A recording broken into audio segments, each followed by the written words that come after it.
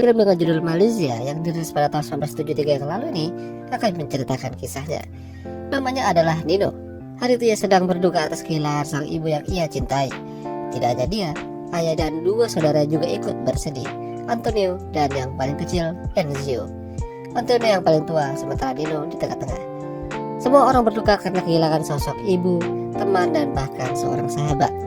Rencananya hari itu juga jasad akan dimakamkan. Lalat udah hinggap, udah gitu bola Enzo tidak sengaja mengenai lilin yang ada di sana hingga membakar kain putih yang digunakan ibu mereka. Beruntung tidak terjadi kebakaran hebat. Jasadnya dibawa keluar dan dikuburkan dengan layak diantar oleh orang-orang yang menyayanginya.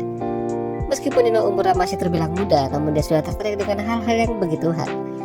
Saat di pemakaman, pandangannya teralihkan dengan sosok tantenya yang memiliki bemper belakang yang cukup besar. Tentu aja dia penasaran gimana rasanya ya megang benda seperti itu. Tampaknya apa yang ada di pikiran Nino menjadi kenyataan, malahan lebih baik dari itu. Saat perjalanan pulang di dalam mobil, dia duduk bertiga bersama tante-tantenya. Kala itu, dia tidak sengaja memegang kaki tantenya, atau lebih tepatnya di dekat paha. Namun tantenya tidak merespon. Jadi, dia mencobanya sekali lagi. Tantenya benar-benar memberikan lampu hijau padanya. Bahkan sampai masuk ke dalam, tantenya tidak marah. Enak banget area ini. Sampai di rumah mereka mungkin tidak akan merasakan lagi kehangatan dan pelukan dari sang ibu. Namun saat buka pintu, mereka terkejut karena ada seorang wanita yang sudah ada di rumah mereka. Siapa dia? Ya, wanita ini bernama Angela. Angela datang ke sana karena sebuah agensi pembantu. Jadi sebelum ibu mereka meninggal, ternyata dia sudah memberikan instruksi pada Angela untuk menangani rumah jika ia sudah tiada.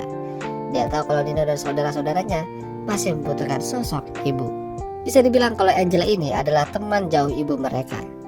Tidak butuh waktu lama, Angela beradaptasi dengan Nino dan saudara-saudaranya, termasuk ayahnya juga.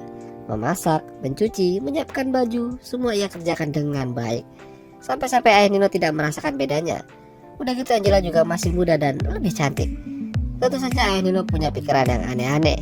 Namun meskipun begitu, dia tetap menghormati dan menghargai istrinya yang baru aja dikuburkan. 1 minggu sudah Angela berada di rumah. Nino mulai merasakan daya tariknya. Dia juga cerita sama sahabatnya yang bernama Porcelo tentang kehadiran Angela. Tentu saja hal-hal yang berbau begituan. Porcelo merasa iri dengan Nino. Kalau saat dia jadi Nino, sudah pasti tiap malam dia akan mengunjungi kamarnya dan minta jatah darinya. Sampai suatu hari Nino mengalami kecelakaan kecil saat bermain bola. Hanya kena beling hingga berdarah. Angela yang melihat itu langsung ambil tindakan. Saat dia mati, Nino merasakan hal yang luar biasa. Udahlah bangkit dari kubur, namun Angela pura-pura tidak tahu supaya tidak terjadi hal yang buruk. Nino minta pada Angela untuk tidak memberitahu kejadian ini pada ayahnya. Jika tidak, bisa-bisa dia bisa kena gampang. Akibat luka tersebut, Nino mengalami demam ringan. Ayahnya minta untuk dibawa ke rumah sakit, namun Angela mengatakan kalau dirinya bisa merawatnya. Tidak bisa dipungkiri, keadaan Angela membuat mereka punya pemandangan yang bagus untuk dilihat. Tidak hanya ayahnya, Antonio dan Nino juga menyaksikan pemandangan indah saat Angela sedang bersih-bersih menggunakan rok. Di antara mereka bertiga, Nino lah yang paling ingin tahu banyak. Diam-diam dia masuk ke dalam kamar Angela melihat-lihat barang-barang miliknya. Selain merawat mereka berempat, Angela juga dibebaskan kalau dia mau pergi jalan-jalan. Saat itu tantenya ingin menawarkan bantuan mengurusi rumahnya. Namun ayahnya Nino tidak mau karena mereka sudah punya Angela. Padahal kalau dilihat-lihat lebih bagus bemper punya tantenya loh. Suatu hari saat Angela sedang beres-beres rumah, dia tidak sengaja melihat Nino sedang berada dalam kamarnya menyelipkan setangkai bunga mawar di baju tidurnya. Tentu saja Angela senyum-senyum sendiri. Dia tahu kalau Nino pasti ada maunya. Nino tidak ingin Angela dimiliki orang lain, siapapun itu, termasuk anggota keluarganya, bahkan ayahnya. Bahkan dia rela berkelahi dengan Antonio ketika dia tahu kalau saudaranya itu mencoba menjahili Angela. Antonio dan ayahnya adalah orang yang paling ingin ngebet mendapatkan cintanya Angela.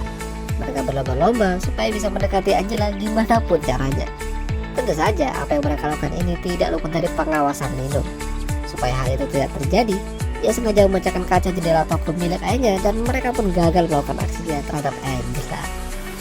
Pagi harinya polisi sudah berdatangan. Ayah Nino merasa kalau rumah mereka mau dimalingi orang. Padahal itu adalah ulah Nino. Usaha ayahnya untuk bisa berduaan dengan Angela tidak berhenti sampai situ. Hari itu Nino diminta mengantarkan beberapa kain pada tantenya. Padahal dia sedang belajar. Tapi karena terus-terusan dipaksa, akhirnya Nino berangkat.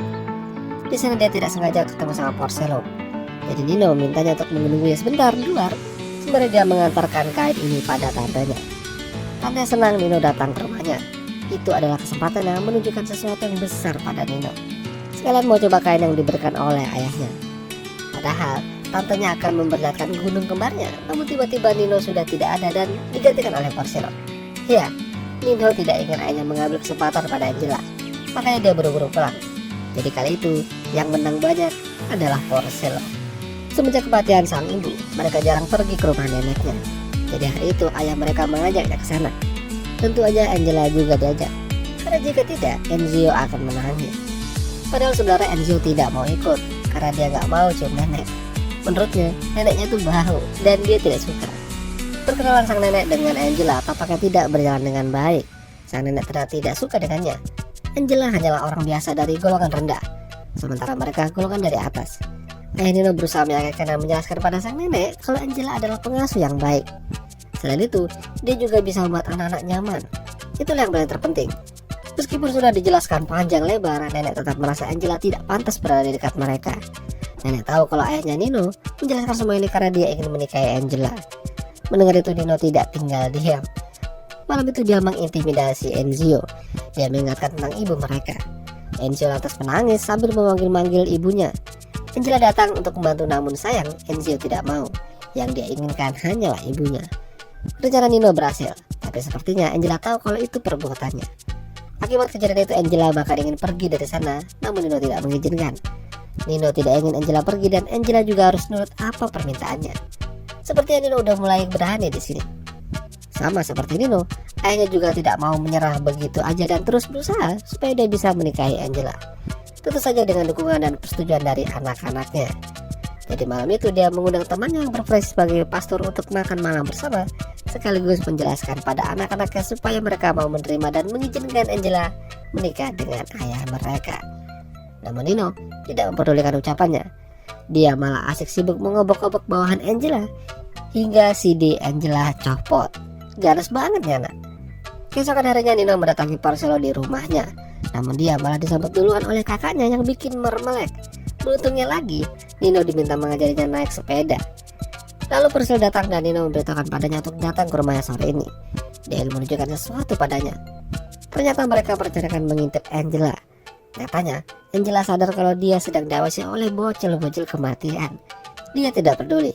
Angela lantas memperlihatkan keindahan pada mereka. Setelah dirasa cukup, Nino menyuruh Porcello pulang karena hari sudah mau malam. Sampai suatu sore, ayah Nino akan pergi ke rumah nenek minta restu kalau dirinya ingin menikahi Angela. Setuju atau nggak setuju, dia tetap akan menikahinya. Namun malam itu hujan badai, jadi ayah Nino tidak bisa pulang dan menginap sementara di rumah nenek. Kini di rumah tinggal Angela bersama anak-anak. Antino juga izin jalan keluar ke rumah temannya. Sementara Enzio sebentar lagi akan tidur. Jadi malam itu akan menjadi malam yang panjang bagi Nino. Pas kebetulannya lagi listrik padam karena badai. Nino mengerjai Angela dan menakut-nakutinya menggunakan senter. Angela memohon padanya supaya menghentikan itu. Namun ada syaratnya, Angela harus membuka semuanya. Begitu udah polosan, mereka malah main kejar-kejaran hingga terjatuh di sebuah gumpalan kapas yang banyak dan akhirnya berujung permantapan. Asli dah, menang banyak ini bocah.